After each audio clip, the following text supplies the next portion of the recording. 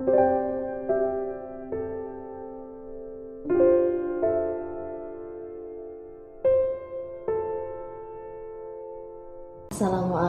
selamat pagi Pak Gun, apa kabarnya hari ini? Alhamdulillah, sehat Ibu. Bagaimana dengan Ibu? Selamat pagi juga. Alhamdulillah baik-baik saja Pak. Alhamdulillah, ya.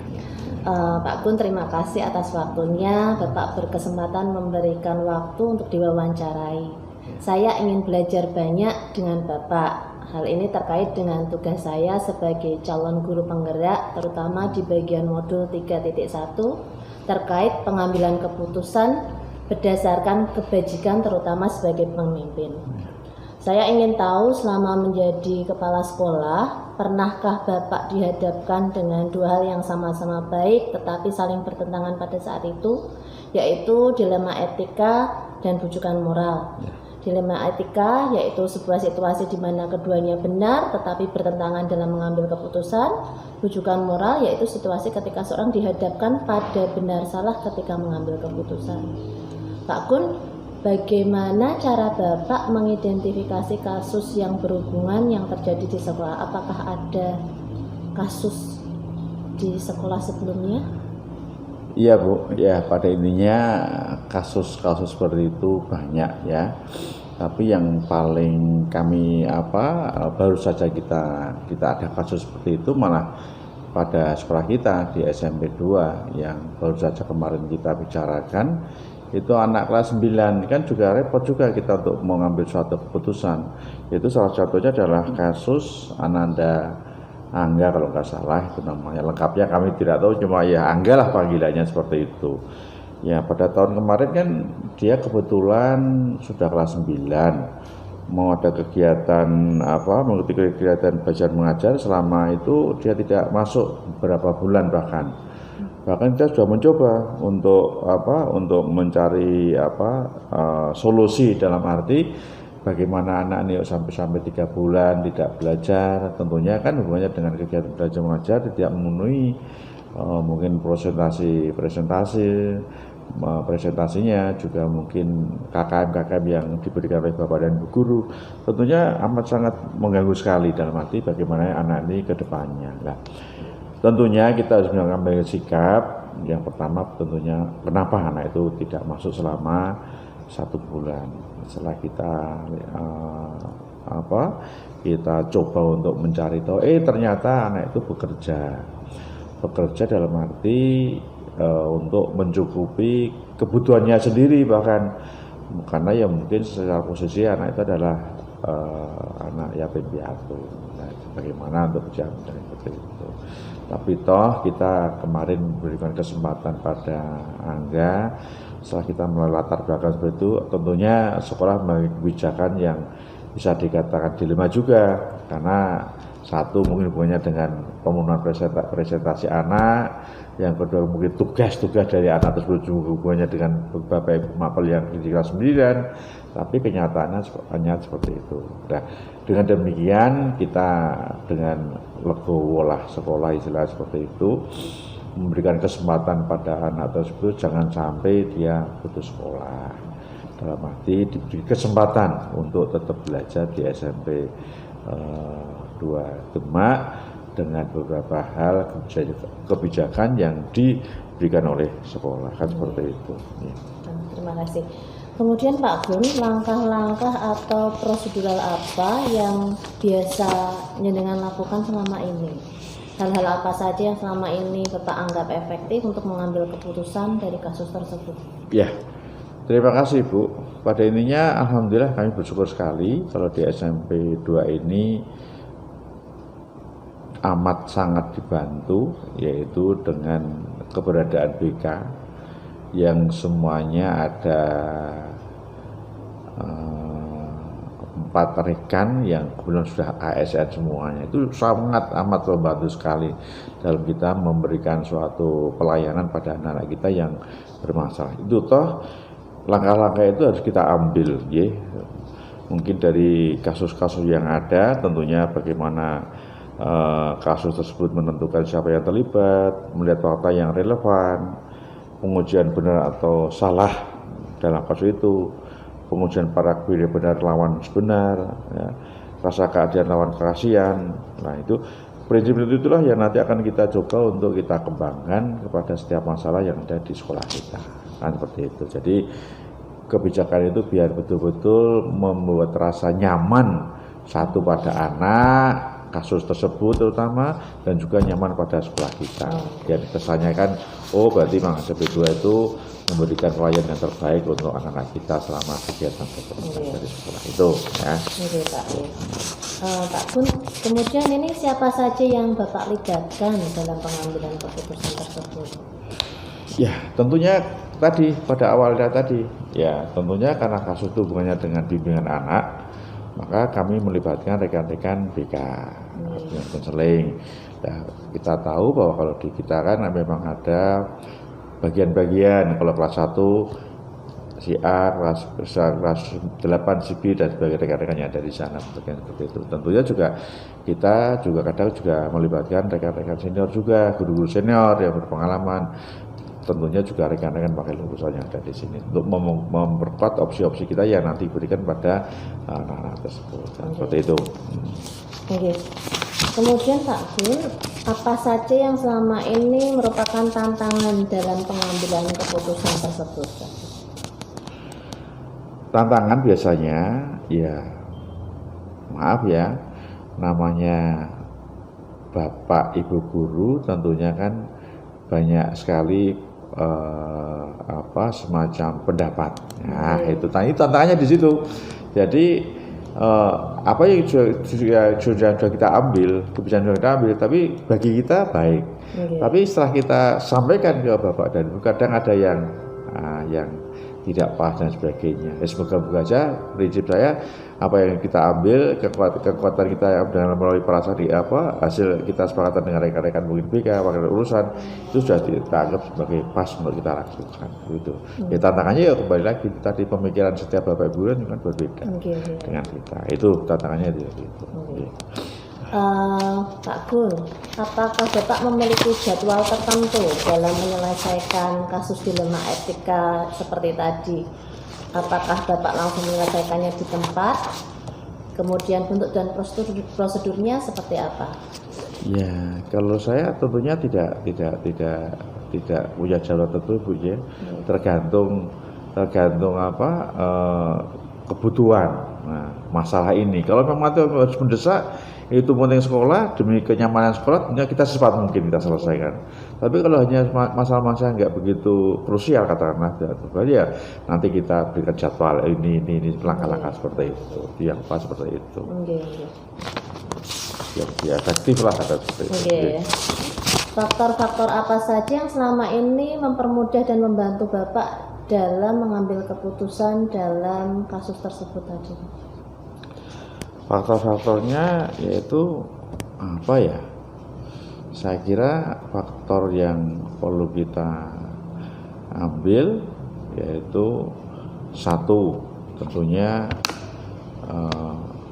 hal hubungannya dengan rekan-rekan BK, ya, hubungannya dengan apa yang jadi kompetensi rekan-rekannya di sana, itu tentunya kita coba kita bisa memberikan pelayanan terbaik, ya. Faktor itulah yang harus kita, mungkin rekan-rekan BK sendiri kan sudah belajar banyak masalah yang ada di sekolah, juga ilmu yang mereka dapat pada waktu kuliah. Tentunya faktor itu yang kita coba untuk kita kembangkan lah, itu seperti itu. Tapi tetap mengedepankan itu nggih Pak, kepentingan. Iya, tetap harus itu. Jadi kita berusaha semaksimal mungkin, terutama adalah kepentingan anak. Seperti itu kita mencoba. Nah, misalnya didandani biar meneh. Tapi kita tetap berusaha semaksimal mungkin anak itu merasa nyaman di sini, tidak merasa merasa tertekan dan sebagainya hubungannya dengan aturan yang ada di sekolah. Itu. Terima kasih Pak Gun, luar biasa sekali. Saya belajar banyak dari Pak Gunawan. Insya Allah dengan pembelajaran wawancara ini, saya bisa belajar dan mensikapi pengambilan keputusan yang baik di kemudian hari. Ya. Terima kasih atas waktunya. Terima kasih Bu. Semoga aja ke depan dalam istilahnya program ini calon guru penggerak sukses ke depannya. Amin. Ya. Terima kasih. Ya, sama-sama Ibu.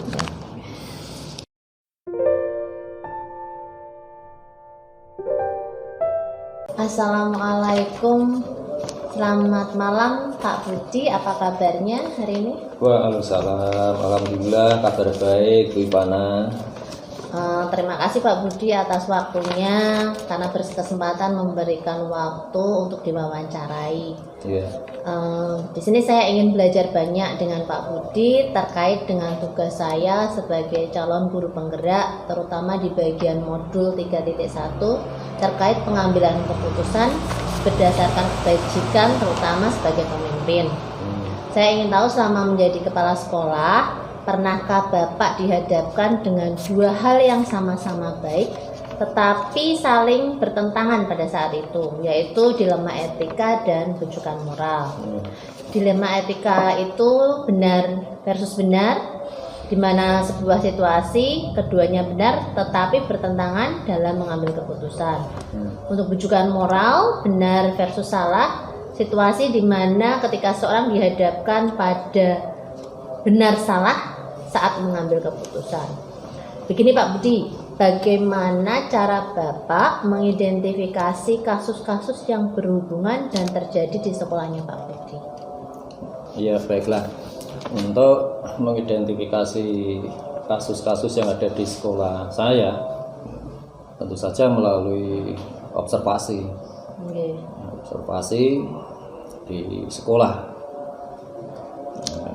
Dalam hal ini bisa melalui pengamatan langsung ya, atau melalui sumber dari warga sekolah misalnya, atau dari peserta didik.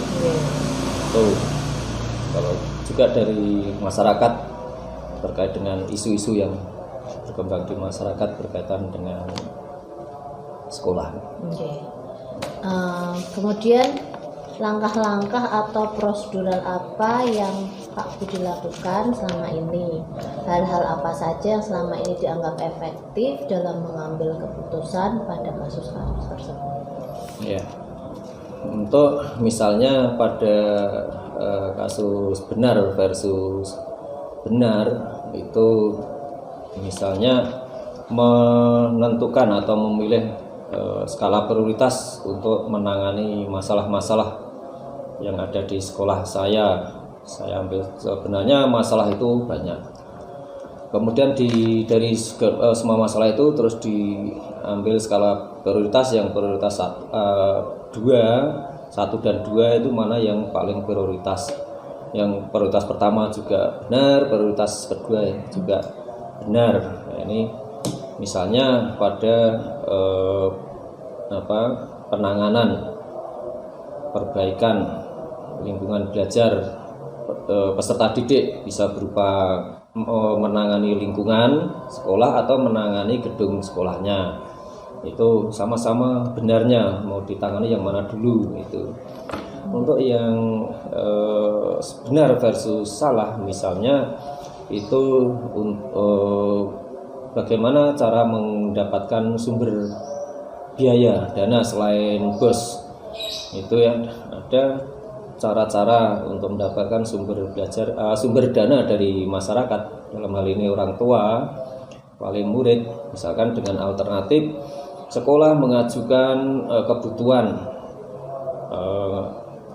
anggarannya sekian, kemudian orang tua wali murid melalui rapat pleno terus dibagi jumlah orang tua wali murid, kemudian ditentukan besarnya yang harus ditanggung orang tua wali murid. Tentu saja dengan model seperti ini sama rata. Kemudian waktu pembayarannya ditentukan, setiap bulan diangsur sekian, selama sekian bulan. Nah, itu dengan cara pungutan yang tidak diperbolehkan menurut Permendikbudristek nomor 75 tahun 2018 ya. Atau cara yang kedua itu dengan cara sumbangan.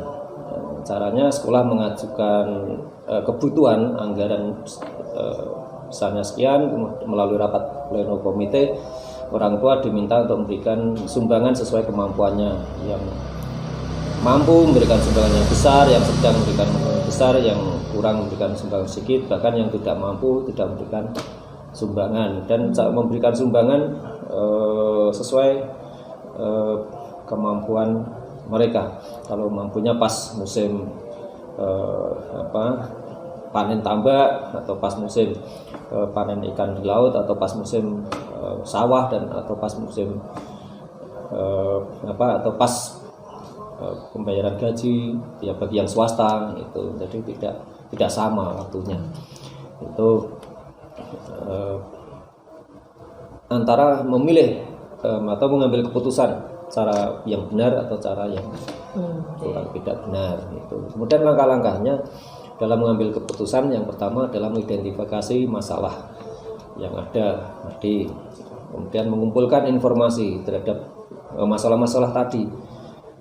Ya, jadi sudah sejak kapan masalah ini terjadi, kemudian akar penyebab masalahnya apa, sudah pernahkah masalah ini ditangani, kemudian dibahas dan sebagainya.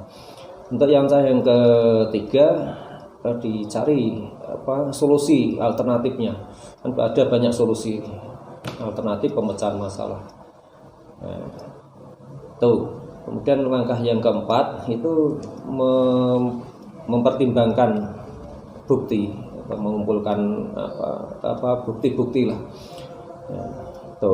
Maksudnya cara seperti ini nanti bukti di lapangannya bagaimana, keadaan di lapangannya bagaimana, mungkin bisa berbagai faktor ini, selain biaya juga SDM-nya, kemudian mungkin keadaan yang terjadi saat itu ya.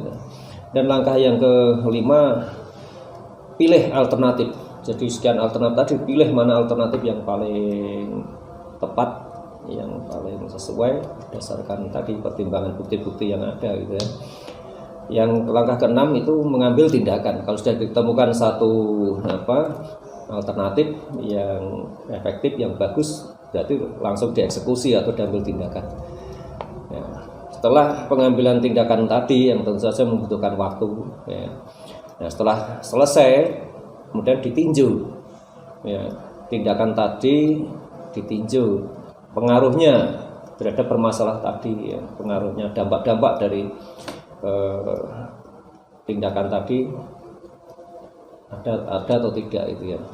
Demikian itu langkah-langkah dari pengambilan keputusan yang terkait dengan adanya masalah-masalah yang ada. Oke.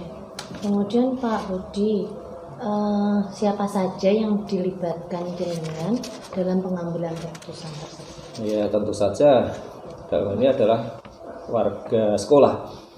Jadi bisa juga dari peserta didik, ya, kebutuhan peserta didik sehari-hari di sekolah, kemudian juga dari Bapak Ibu guru, ya, kemudian juga daya dukung eksternal, orang tua, wali murid, dan yang dalam hari ini diwakili oleh komite sekolah, kemudian juga dari stakeholder yang terkait, ya, bisa jadi dari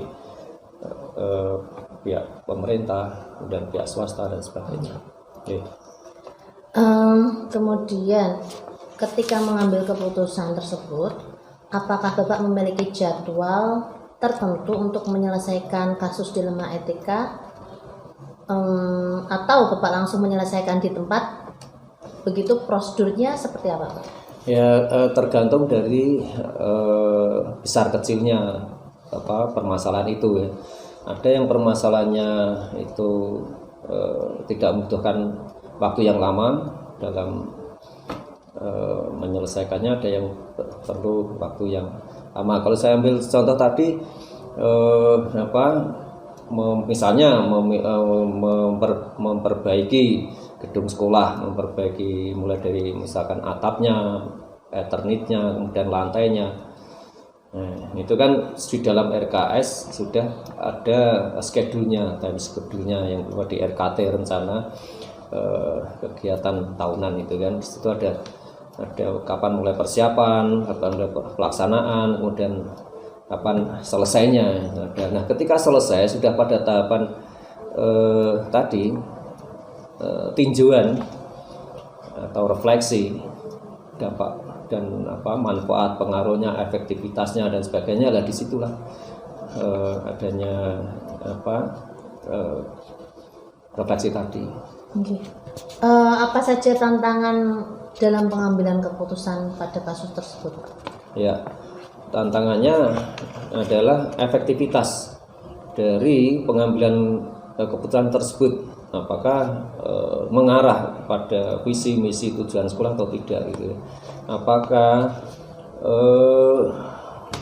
keputusan tadi mampu mengatasi atau menyelesaikan masalah-masalah yang ada, atau apakah mampu menjadi solusi dari masalah yang ada gitu, menghilangkan masalah yang ada, menghilangkan akar masalah yang ada, itu mampu atau tidak, itulah tantangannya gitu. Kemudian faktor apa saja yang selama ini mempermudah atau membantu Pak Budi dalam mengambil keputusan pada kasus tersebut? Faktor-faktor yang mempermudah dan membantunya. Ya, tentu saja warga sekolah itu sendiri ya. Jadi warga sekolah ya. Jadi dari dukungan dari Bapak Ibu guru, dukungan dari karyawan, dukungan dari peserta didik, dan dukungan dari orang tua, dari stakeholder dan sebagainya. Oke, itu aja Pak Budi, luar biasa sekali, terima kasih. Saya Sama-sama. jadi belajar banyak dari jenengan. Insya Allah dengan pembelajaran wawancara ini saya bisa belajar banyak hal dan mengaplikasikannya pada pengambilan keputusan yang baik di kelak di kemudian hari. Amin. Terima kasih Pak Budi. Ya, sama-sama. Terima kasih.